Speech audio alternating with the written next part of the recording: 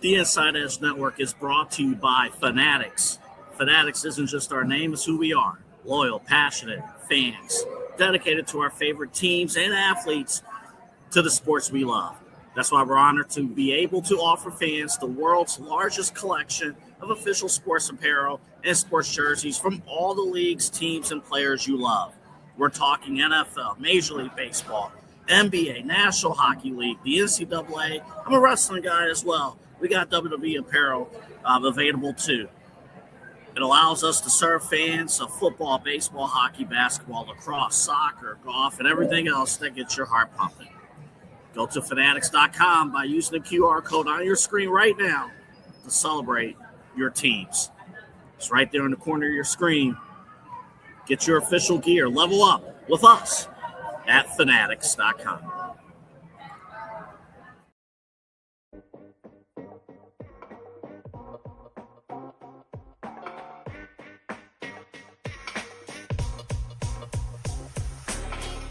This is Midnight Run on the Inside Edge Network.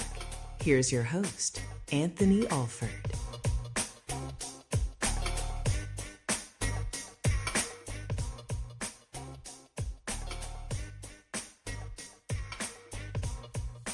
Dude, I cannot wait for my order of W Energy to be here.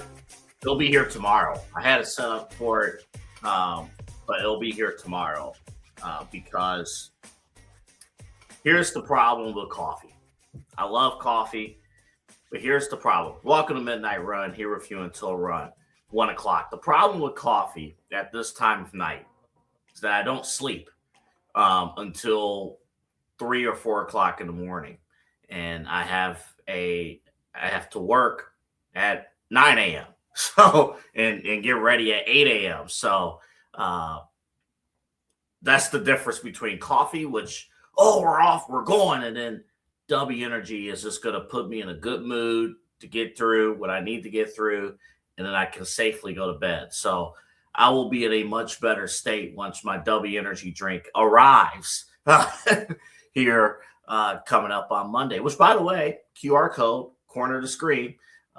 You go to the website, insideedgenetwork.com/partners, and you can see the link to get the W Energy. Oh, and use the promo code InsideEdge10, 10% off. Boom. Yeah, there it is right there. I'm gonna be in much better shape when my W Energy drink arrives or protein arrives. Man, no sugars. That's the difference. Loads of different flavors and stuff. No artificial sugars. Just a lot of stuff. All right, welcome to the show. I'm Double A Anthony Alford here with you. The Golden Child, Eli Moon, is my producer. You'll see him throughout the hour. And Eli and Chad had a great discussion in the opening segment of Inside Edge Primetime, previewing the Guardians. In fact, the Cleveland Guardians, here we go. I guess officially it's opening day. It's official. I mean, it was opening night on Netflix, but the real opening day, Eli and Chad, they're going to have you covered 9 o'clock later tonight, leading into Guardians and Mariners. But I do want to start with the Cavaliers. They lost. They lost bad. 120-103. And I worry about certain things. I never want to jump the gun on certain things and make a statement that I can't take back. I don't want to do that. I don't want to make a harsh statement that I can't take back. But I have bad thoughts watching the Cavs. And I get it. And we heard it on the broadcast several times that there were 5 rotational players missing from the Cavs. It was like, all right, we get it. You're still getting your ass kicked. Okay, we get it. All right. And again, credit to the Cavs in the third quarter. They made a big run. They actually took the lead for a brief moment, and then they ran out of gas. But listen, I don't need to be reminded, they're missing these players. It's the NBA. It's the NBA. Your coach calls you out. Be better. And they weren't. The Miami Heat waxed you. They just did. And the same Miami Heat team that came into this game on a 5-game losing streak. you got waxed. And I wanted to, again, point out, because it's the same issue. It's the same issue every night. It's how many three-pointers you've given up. And on this night, the Miami Heat made 18 three-pointers. 18 three-pointers. Now, I remember watching basketball not too long ago, probably, I would say 10 years ago, watching basketball. And I remember there was a time when if a team hit 12 three-pointers in a game, it's a special night. Well, here with this effing team, it's a nightly occurrence. It's like Opus, literally, for every team that goes out, and this is a Miami Heat team, by the way, who typically averages 35 three-point attempts. That's their max. 35 three-point attempts, nothing higher. They attempted 45 three-pointers. So when you're facing the Cavaliers, it's just effing open gym. It's intramurals.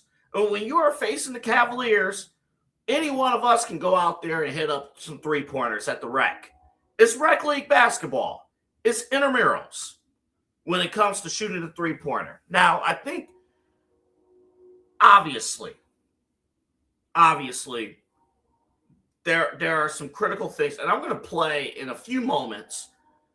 I don't want to play tonight's Kenny Atkinson's presser. Today, Kenny Atkinson was like how we fought back. We're going to dive back into last night's presser in a little bit because there's some key pointers. And I do wish StreamYard we had the ability to like pause and play video mid, but I think if we pause, it starts over and we can't do that because there's some critical moments. But it's clear and obvious. I'm trying to be nice, and you see some of the highlights. Thank you to Eli for putting those up. A couple things defensively. The personnel, for the most part, is there. It's there. I mean, everybody has the ability at times to defend. They just don't want to do it. And they're not communicating. They're not doing the necessary things needed to consistently close out and be in the right spots. It's just they're choosing not to do it. And this team is really, really, really playing dangerous games. They're playing with fire. And when you play with fire, you play stupid games, you win stupid prizes, and the first round exit might be a stupid prize that you might get if this doesn't improve. Again, I'm trying really hard not to overreact on certain things. I'm trying to be mindful that this was night 2 of a back-to-back. I'm trying to be mindful that Miami probably was desperate. You drop 5 straight, you come out hot, you're missing player. I'm trying. But if you continue to play stupid games, you win stupid prizes.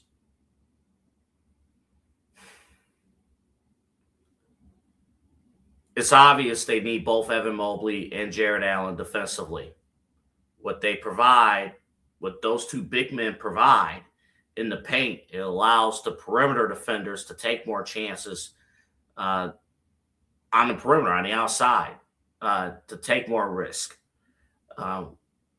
When one of them is missing, whether it's now Jared Allen, and he's trending in the right direction, by the way, or Evan Mobley, if one of those two are missing, the entire complexion of our defense changes.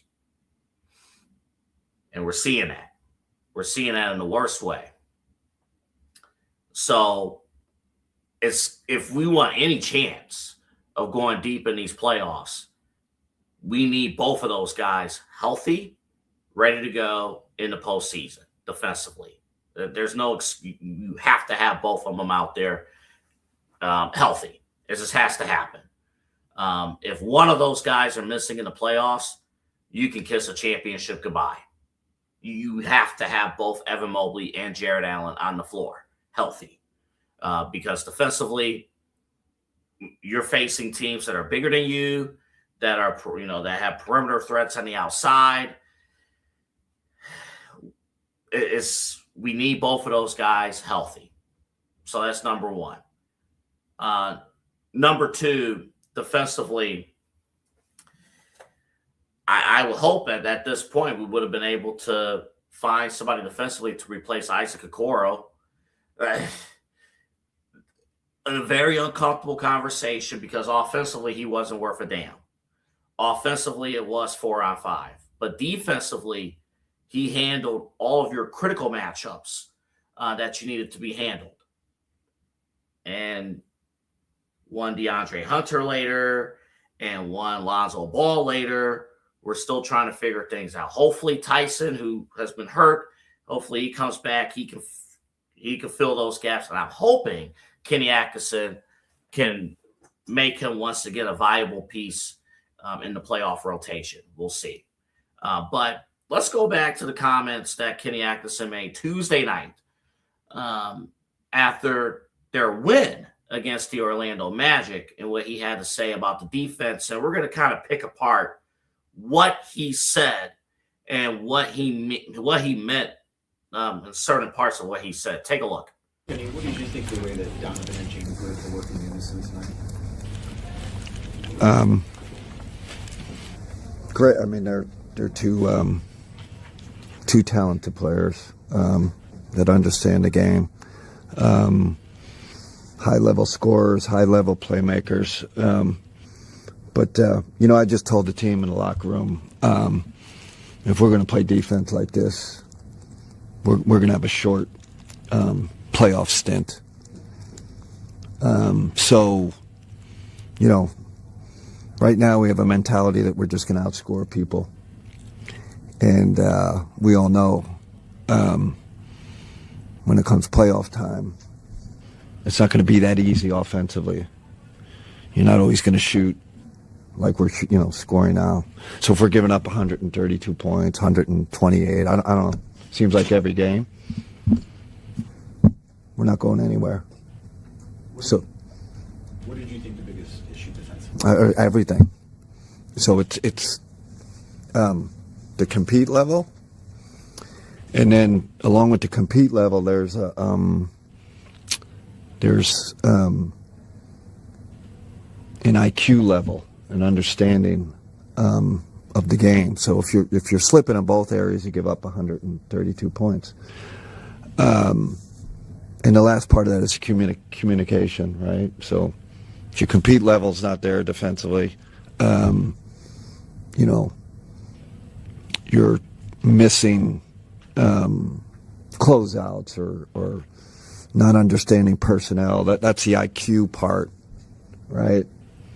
And then they're sliding in for offensive rebounds all the time, and that's so we got to decide. We got 2 weeks to figure it out, and that's a challenge for this group. But right now, we just think we can outscore people. So that was courtesy of the Cleveland Cavaliers. Again, that was Tuesday night's press conference after the Orlando game. That was not tonight's press conference. But he mentioned three things, and I want to break down each level here. The compete level, the IQ level, and the communication. He did not mention that we didn't have and he's going to be classy about it, but it's true. He did not mention he didn't have the players to be able to pull this off. But the compete level, that's just flat out effort. That's just effort. That's just get your ass out there and perform and defend. This is not open gym. Get your ass out there and defend. That's the compete level. That's effort. That's not there. Play stupid games, win stupid prizes. The IQ level. So that's partly on the players. That's also on coaching. Are you not putting your players in the best position to succeed? I mean, I know JB Bickerstaff and his coaches, they have faults offensively, but defensively, the players knew where they needed to be. Defensively, the Cavaliers were one of the top-ranked defensive teams in the NBA. And then last year, we were still in the top 10. We are slipping. We are slipping. Right now, I think we're 14th in defensive ranking. Slipping on both ends, missing closeouts. Who's supposed to be out there? Now, I will leave this here. Part of it is multiple different lineups. I understand that. And that's where the communication comes in. Are we not talking? Are the leaders not mentioning where you need to be in certain situations? So the lack of effort, the lack of knowledge, and the lack of talking. This is what you get. Oh, and by the way, 15 straight games where the Cavaliers have given up over 100 points. Miami scored 120 tonight. 15 straight games. We're now over a month since the Cavaliers have held a team under 100 points. So, there you go. 10 games to go until the playoffs to figure something out, to figure anything out. We'll see. We'll see. The beauty of the schedule, you get to run it back with the same team on Friday at the same location on Friday. It's going to be Cavs and Heat again on Friday night. We will not be on the air Friday night, but hopefully compete level, IQ level, communication, all of that is improved. All right. On to the Browns. More stuff that you might be like, come on, man. Come on. Come on. I have to bring this up. If Shedeur Sanders is not starting week 1, if you're the Browns, would you be upset? Okay, all right, okay. There is a scenario in place where, Ty Simpson, thanks, Dan Orlowski. Ty Simpson's been in the news. We'll talk about Ty Simpson in the next segment. Would you be upset if Shedeur Sanders is not starting week 1 because your week 1 starter is Deshaun Watson?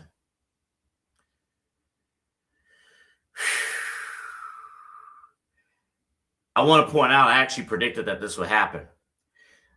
And the reason why I think it's going to happen, and I think a lot of people will be upset, and on the short term of things, I'm going to be upset, is because Deshaun Watson is an ideal open gym intramurals practice player.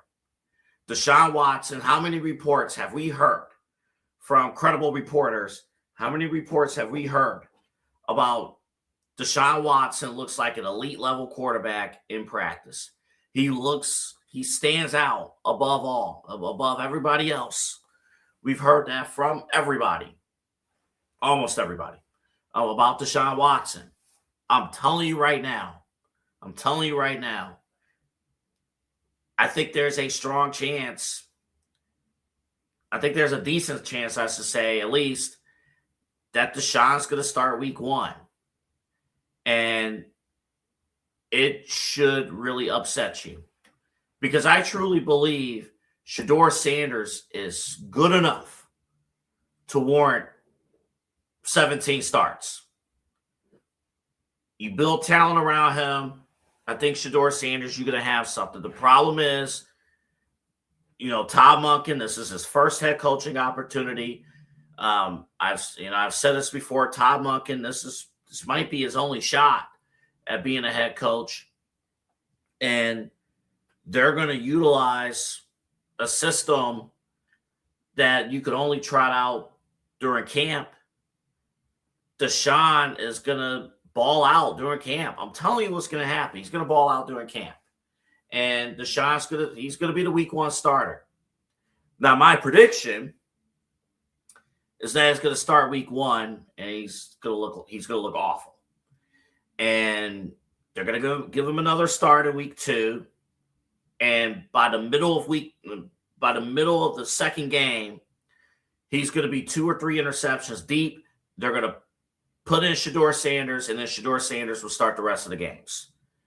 To which, if my scenario plays out, the Browns are idiots, because at that point, you should have started Shedeur Sanders from week 1 in camp.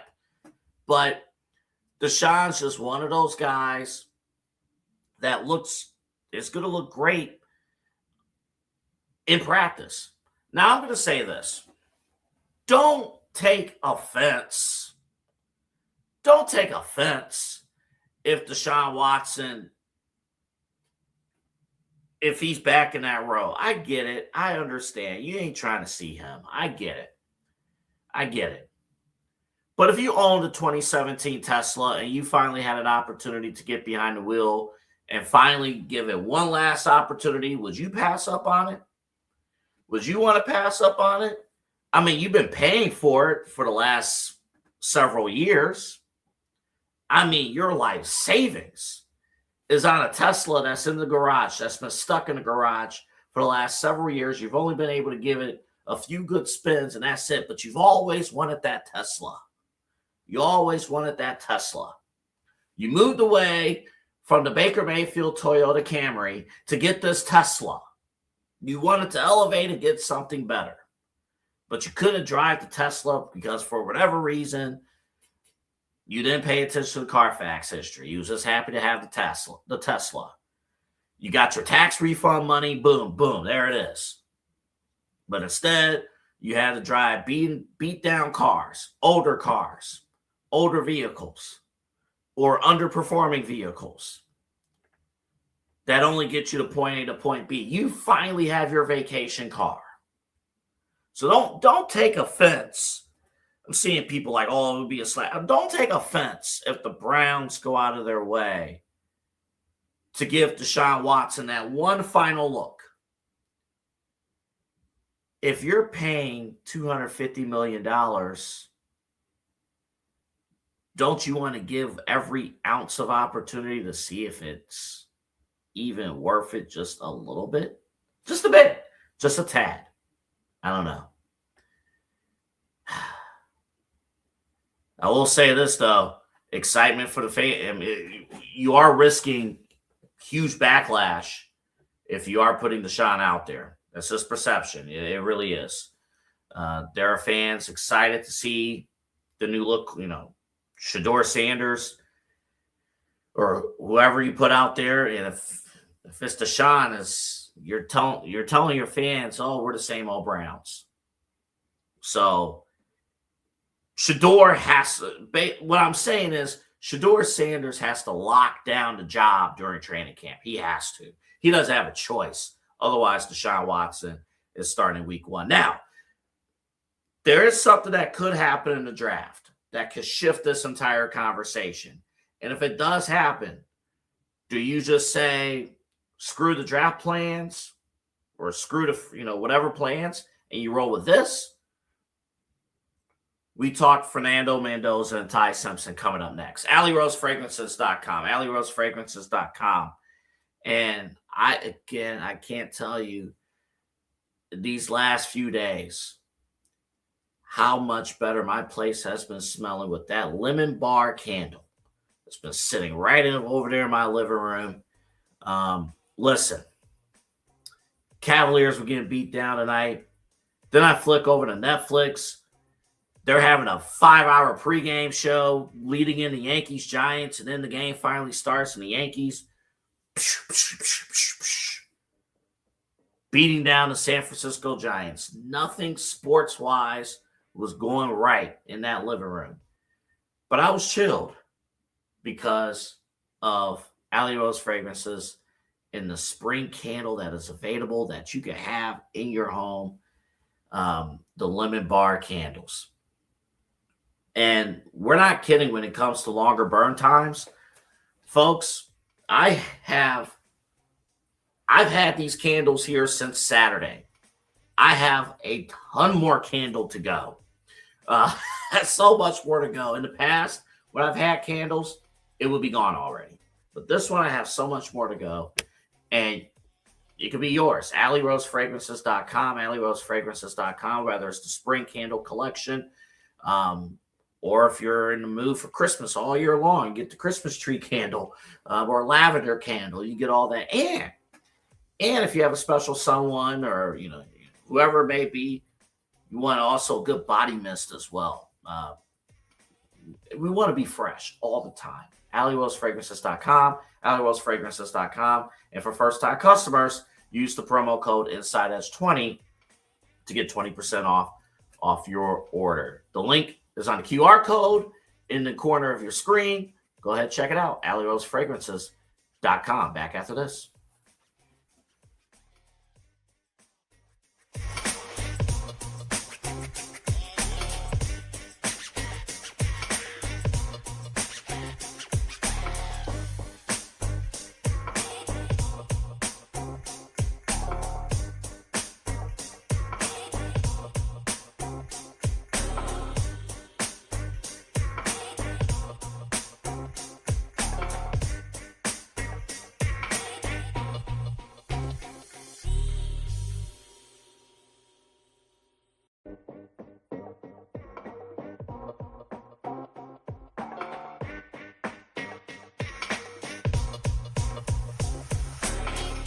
This is Midnight Run on the Inside Edge Network.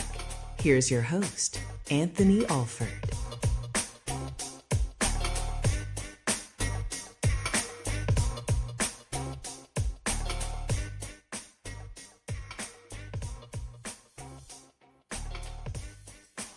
There's going to come a time where you're going to want to sign Myles Garrett jersey, or, man, you want one of these bad boys signed. And officially made. SportsMemorabilia.com has you covered. Oh, my goodness. When you think baseball, you think records and stuff like that, having a signed baseball, having a framed jersey, having a frame, whatever, SportsMemorabilia.com, they have you covered, man. They really do. And it's a lot of cool stuff. I actually went to the website earlier today to check out some stuff. And every time I go to the site, every time, there's like new stuff to check out. And what's great is that every sport seemingly is covered. You're an NFL fan, we got you covered. NBA fan, you're covered. Baseball, let's go. If you're a lacrosse fan, I mean, you're all covered. You got things locked in. And I just popped up the website. And if you're a wrestling fan, this is pretty cool. John Cena. John Cena has like a signed WWE championship belt, championship titles. You could have that, or I don't know, since you're up at 12:29 a.m. here on the East Coast, maybe you want a signed Torrey Wilson Playboy magazine photo. Oh, yeah. SportsMemorabilia.com. They got that cover for you. You can get that. Man, listen. Oh, my goodness. I have it up. Hold up. I'm going to give me 2 sec. No, I'm going to have to convert it. It won't work here. But go to the link. Go to the QR code. Have a Playboy. Man, I might actually buy that myself. It's an 8x10 photo. Torrey Wilson, WWE Hall of Famer, she posed for Playboy back in 2004. She has a signed magazine on this website, sportsmemorabilia.com. Not even joking. That's really cool stuff. Oh, my goodness. There's another one. 8x10 Playboy. Hold on. I'm going to have to, Eli, I'm going to save this photo and then convert it. And I will show you guys later in the show a photo of Torrey Wilson that you can get at sportsmemorabilia.com. I'll have it for you coming up. But yeah, QR code, check it out. It's a great site. A lot of cool stuff there. Okay. So there was a scenario that kind of played out. So I guess the talk of the town across NFL, ESPN, Dan Orlovsky circles is in some world, Ty Simpson is a better quarterback than Fernando Mendoza. Said at some point, Mendoza supposedly didn't play in any big games. I don't know. He only beat Ohio State in the Big Ten championship. He only won the national title. He only played in the college football playoff.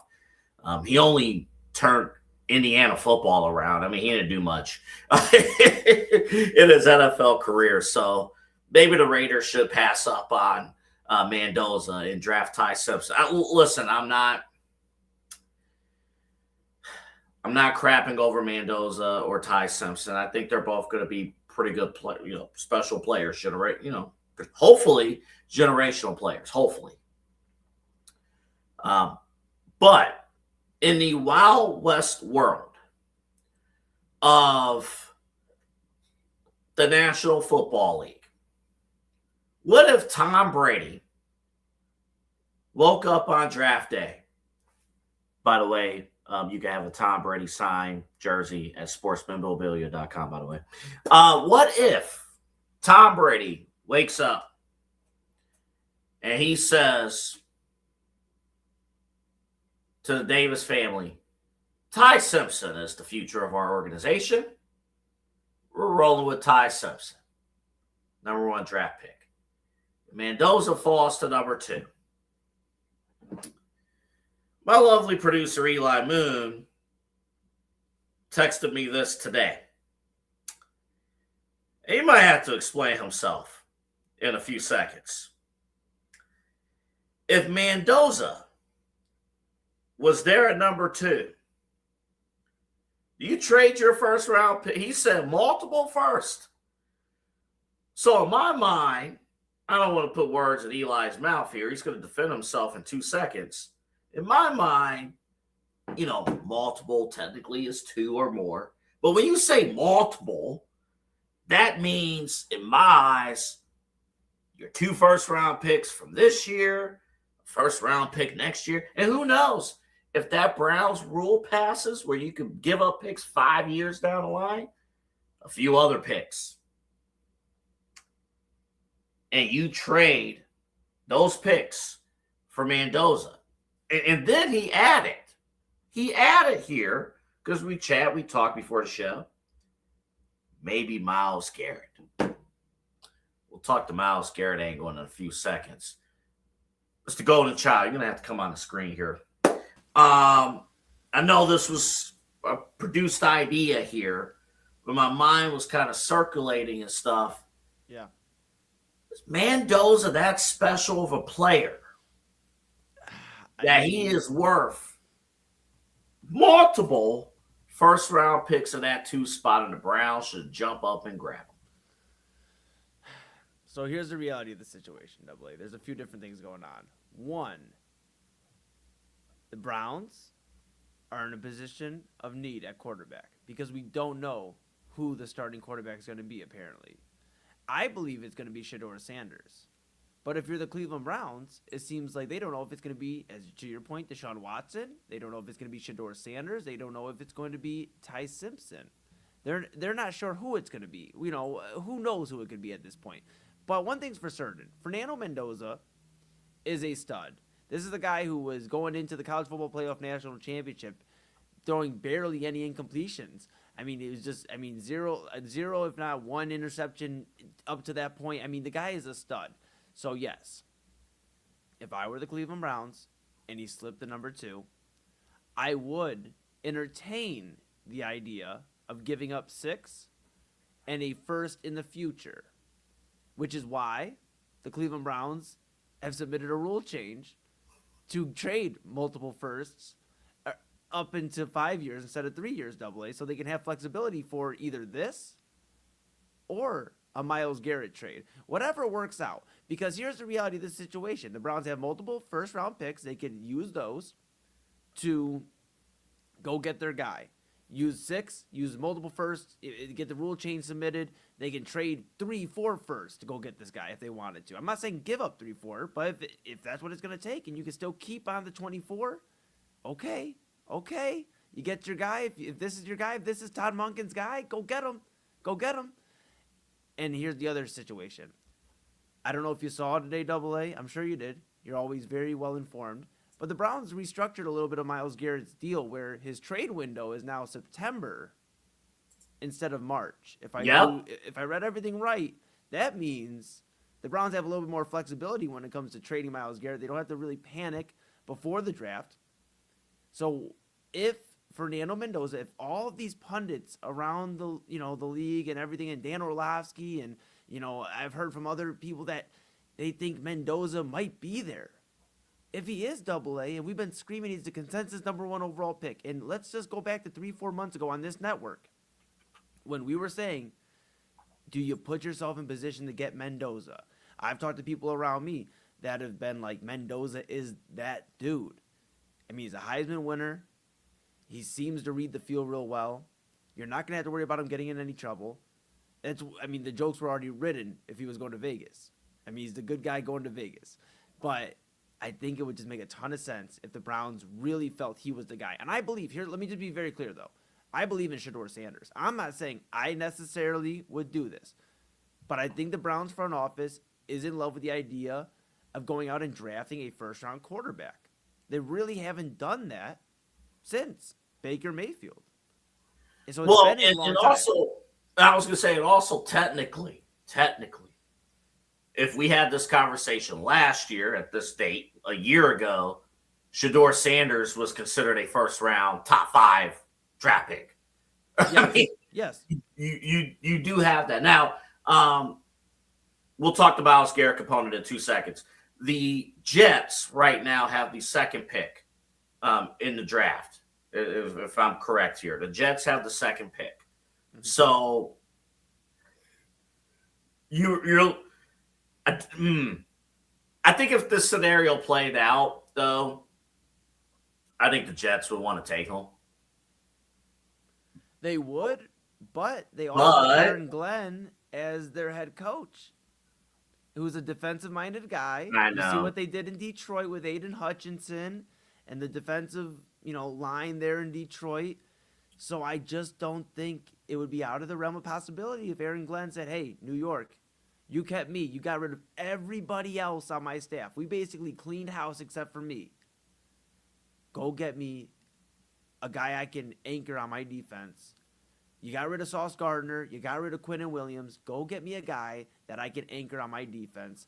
And we'll wait another year. We'll wait for the Arch Manning, Dante Moore class. We may not be there yet. We'll wait another year. Where the Browns... And they could trade down to execute that, by the way. Exactly. They could trade down to do that. Exactly. And then the Browns get, in their mind, their guy. Like I said, I'm okay with Shedeur Sanders being the guy, and I do believe he has a lot of talent. But I think anybody saying that if Mendoza was there and they want to entertain trading a first, 2 first, or Myles Garrett, who's already disgruntled in Cleveland, to go get a potential franchise quarterback, I don't think we're having the same conversation. Well, and thank you, Eli. I think the other factor too, with all this has to be a Todd Monken, Andrew Berry, I guess, unified decision. And I mention that because I cannot stress this enough. This is Andrew Berry's last opportunity, and this is Todd Monken's only opportunity to have his guy. If he feels, and there was a clip that we were playing a month ago. We don't have it in the system anymore, but Channel 19, Ashley Holder was interviewing Todd Monken, and the tone I got from the interview, this was right after his introductory press conference, the tone I got from that interview was that he was not sold on any quarterback in this current QB room. None. He liked them. He likes what he sees from Shedeur. He likes what he sees from Deshaun. Dylan Gabriel's still here too. It's like he likes them personally. But I didn't get the sense that he looked at any of those guys in the room and said, that is my guy.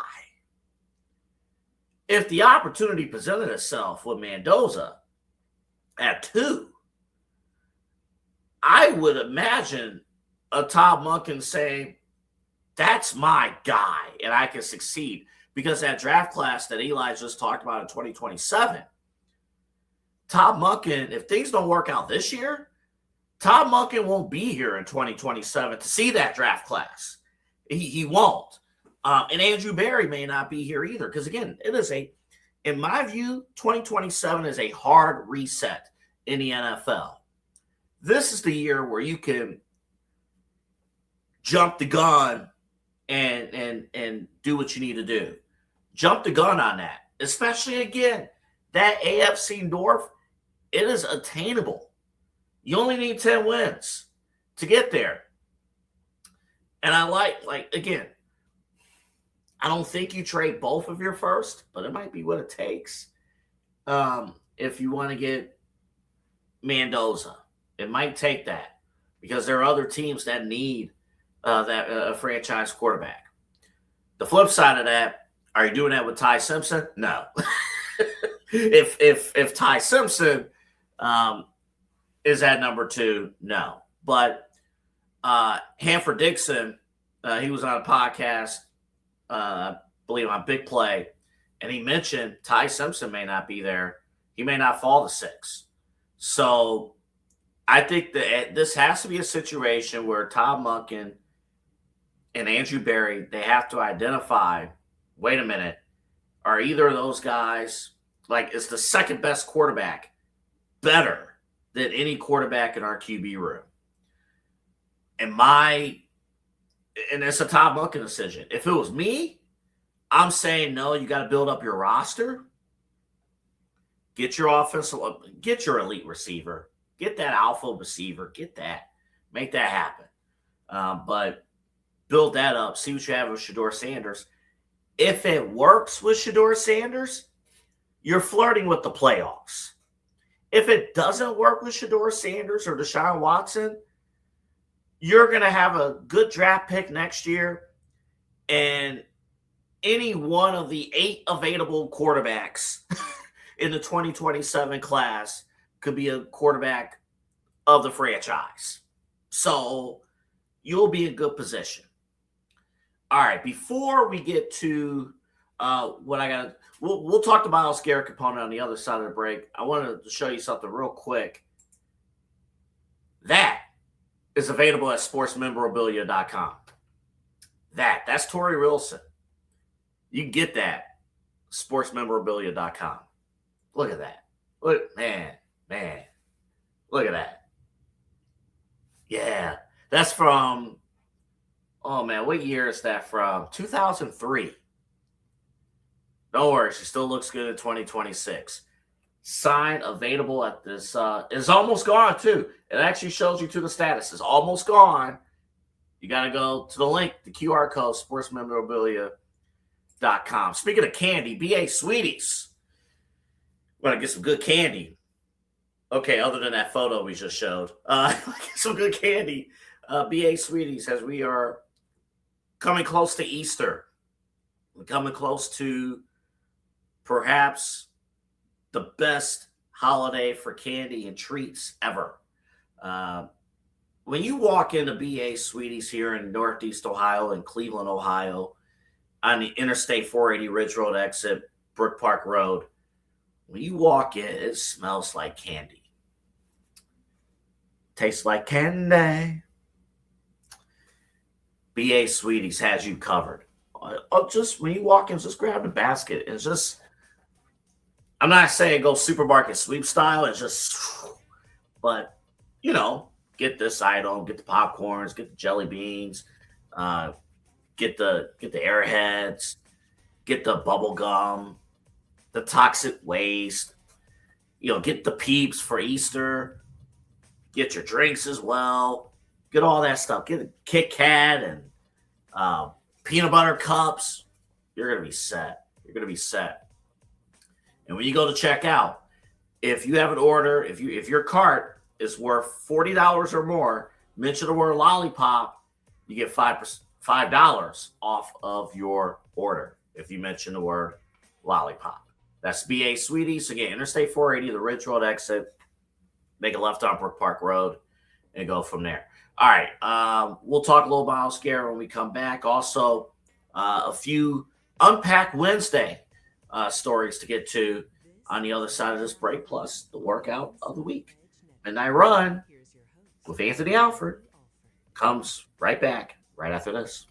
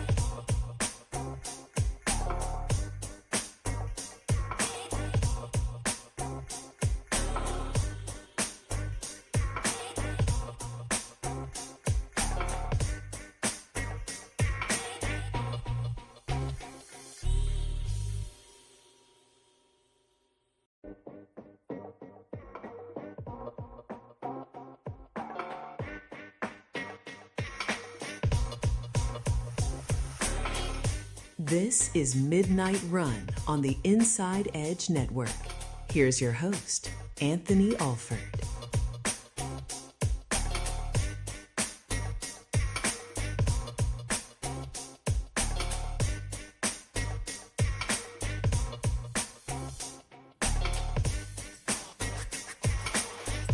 Welcome back to the show. I got some quick thoughts on baseball's opening day. Interesting nugget with the Yankees and Giants coming up in a little bit. Our own Ryan Moss here on the Inside Edge Network. You could hear him on the Commissioner's Couch podcast, him and David Calhoun. He and his wife, Holly, has a wedding photography business. That's been in operation for about a decade now. Mosser Moments Photography. They do a great job capturing the photos, capturing the moments. Your wedding day is not just you just wake up, it's time for a wedding. No, it is an event. It's a cornerstone moment of your life. And you want those moments to be captured, and not just captured. You want people you trust to capture those moments, and they're going to do that. Ryan Mosser and Holly Mosser, husband and wife combo, they have shot photography for over 100 weddings over the last 10 years, and their website is fantastic. MosserMomentsPhotography.com. And again, you go to the QR code on the corner, you can see all the info and all the stuff they've done. But your wedding day and everything that's surrounding your wedding, it's about storytelling and the photos that tell the story of how beautiful your life is and how beautiful your life is going to become when you are married to that special someone, or if you're standing next to the one that's marrying their loved one. Mosser Moments Photography captures that. And our own Inside Edge Network, Ryan Mosser and his wife, Holly, they do a great job with that. For more details, go to the QR code and check them out, MosserMomentsPhotography.com, and sign up. And listen, the wedding season is going to be busy this year. I'm sure it's going to be busy even next year, so you want to get ahead of that. Get them on your list. They are from right here in Northeast Ohio, so get them signed up. A couple of nuggets here. Real quick on Myles Garrett. Sorry, I'm jumping around a little bit. Myles Garrett, Eli and I talked about it a little bit last segment. The Browns reworked his deal. Now, my understanding, according, Zach Jackson mentioned this. My understanding, he's going to be here post June 1st. So this is not a situation where, all right, cool, we're trading Myles Garrett tomorrow. Myles Garrett's going to be here. He'll at least be here going into September. Now, from there, who knows? But now there's an opportunity for the Browns. And what's important about this, if he is traded, and I believe Myles Garrett does have a no-trade clause still, but let's just say he is traded, his new team, in a hypothetical situation, his new team would be responsible for paying the entirety of his deal, which I believe $32 million per year. Like, they would be responsible for that. The Browns wouldn't take on that price anymore. It would be the new team. So, a couple housekeeping notes there on Myles Garrett. The New York Yankees won today, 7-0 against the San Francisco Giants. The game was over after the second inning. 5 runs as we get going on Unpack Wednesdays. 5 runs in the second inning in a game that started, I think, minutes before Inside Edge Prime Time started. But 7-0, the final. Is Aaron Judge losing it? I bring it up for one reason and one reason only. 8 out of 9 guys for the New York Yankees had a hit. You know who did not have a hit? Only one guy in the Yankees lineup did not have a hit. It's this dude named Aaron Judge. Some dude named Aaron Judge. It's the only one that did not have a hit. And I got this, and Eli, come on the screen here for a second because you'll get a kick out of this statistic from ESPN Insights. Despite the 7-0 win, Aaron Judge went 0 for 5 with 4 strikeouts. He did not have a single 4 strikeout game in the 2025 season. And again, we're talking about the reigning AL MVP, Aaron Judge. Yeah, it's crazy, you know, and I think 2 things. One, that shouldn't last. Guardians fans, obviously, we would hope that lasts a little bit longer. You know, that'd be good for the AL. Number 2, that Yankees offense is scary because the fact that he didn't really produce today and they put up 7 runs against Logan Webb, mind you, a guy who in the World Baseball Classic was the guy they were trotting out to start off the World Baseball Classic to the mound because he is a stud and he's a Giants ace and he got rocked. I mean, he had 6 strikeouts, but he got rocked in that second inning. That was the 5-run inning. And yeah, I mean, we'd like to think that this is going to last a while for Aaron Judge, but the guy has won 3 MVPs, 2022 MVP, 24, 25 back-to-back. I mean, he's one of 13 players, I believe, to do that in MLB history, so we'll see. But yeah, it's always good to see somebody struggle. Just unfortunately, the Yankees did okay around him. Yeah, it's like it's like if you're facing the Michael Jordan-led Chicago Bulls, it's the one game where Michael Jordan struggles, but like everybody else shows up, and it's like, dude, come on, are you serious? Are you effing serious? The other big thing that happened in sports, the Boston Celtics. Oh yeah, this game wasn't on national TV, which is nuts. The Boston Celtics defeated the Oklahoma City Thunder, and I didn't realize OKC went into this game on a 12-game win streak, but I believe this is their first loss this month. And it was Jaylen Brown leading the way. He had 31 points, scored 14 of those points in the third quarter. I'll tell you what, if we obviously as a Cavs fan, I want the Cavs to win the title. Duh, obviously. I will admit, OKC and Boston, that will be a fun NBA Finals.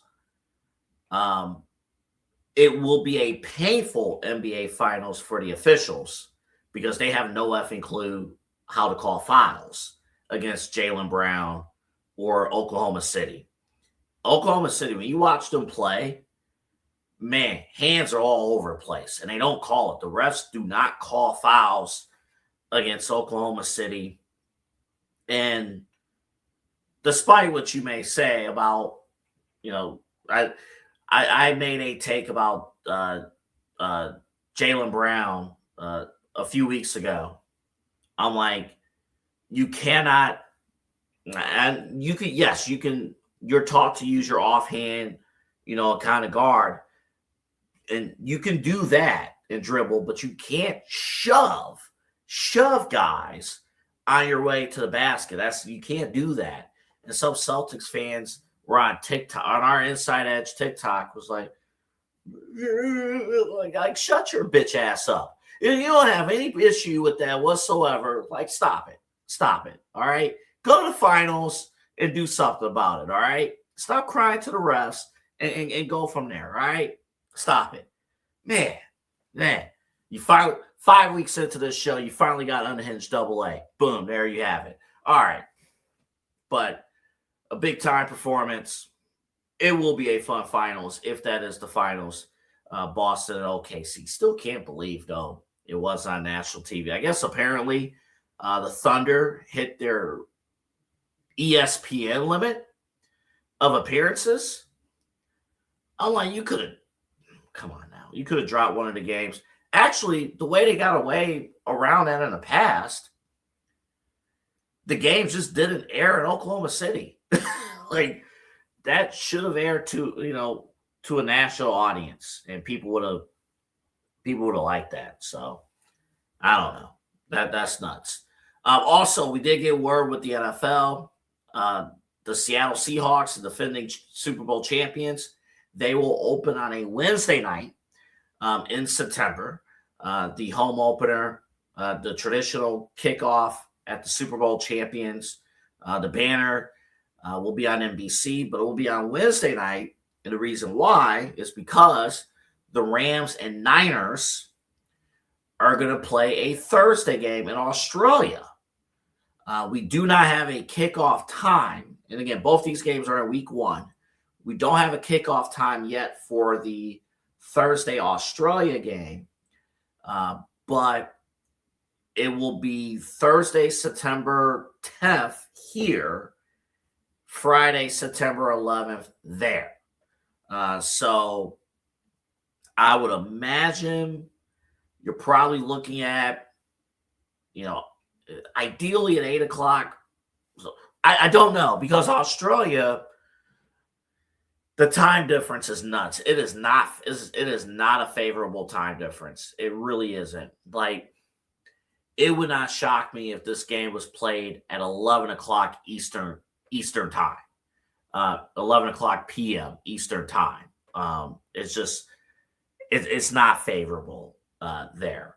But, I mean, it's going to be on a streamer, so we'll see what happens. We'll see who ends up getting that. But, the NFL, they're looking at adding Thanksgiving Eve games and stuff like that. I don't know. We're going to be out of time. We're not going to have a chance to really talk about this, but I want to dive into this next week. Mike Florio mentioned in various interviews, and it's not his idea. It was just something that he has heard and it's tossed. Super Bowl 62 in Atlanta. Super Bowl 62 is going to take place February of 2028. So not this upcoming season, but the following season. That Super Bowl does not have a date. And Florio's understanding, and I agree, that's the target date, season, when the NFL wants to push out 18-game regular seasons. We might dive in. This might be a main event topic on Sunday. Now, what Florio mentioned was interesting. He did point out there could be a 17-game player limit. So they're proactively promoting load management. There's so much to this that, 30 seconds of airtime is not going to allow me to get into, nor my voice at this point. But it's a fascinating story. We'll talk more about that in the coming days. My workout of the week as we close out, shoulder presses. Works on that back. Get that form, get it going. And again, as I mentioned before, it's not about how much weight you're putting on. It's about doing the exercise correctly, getting the right form, and going from there. And in case anybody cared to know that woman was not at the gym today, so I don't have a follow-up story. I might have chased her away. If you don't know, watch yesterday's show. You'll know why. I don't know if I can listen to rap music other than Eli's music at the gym anymore, because it's all sexually provocative, and I'm mouthing out the words, and I got women around me and stuff. I'm like, no, that's not what I meant. No. I was at set 3. Here we go. All right, we're done with the show. Thank you again for all your support, all your love. Thank you to Eli. Thank you to our entire team. Thank you to our sponsors and the fans, everybody, for tuning in. I'll be back Friday morning with the Side Hustle Wrestling Podcast, myself and Kyle Cornell. We got a lot to break down there in the world of pro wrestling. And then Eli and I and Rob Rizicki will be back on Sunday with the main event here on the Inside Edge Network. Remember, tomorrow, Commissioner's Couch Podcast at 7. And then 9 o'clock, special start time for Inside Edge Prime Time. Eli Moon, Chad Bryan. 9 o'clock tomorrow, leading into Guardians and Mariners. All right, have a good night, everybody. Get some rest. Go to bed. Go to sleep. Y'all got to work in the morning and get paid. Payday is close, right? Unless you get paid on the 30th, then you got to wait through the weekend. Boy, that sucks. Good night.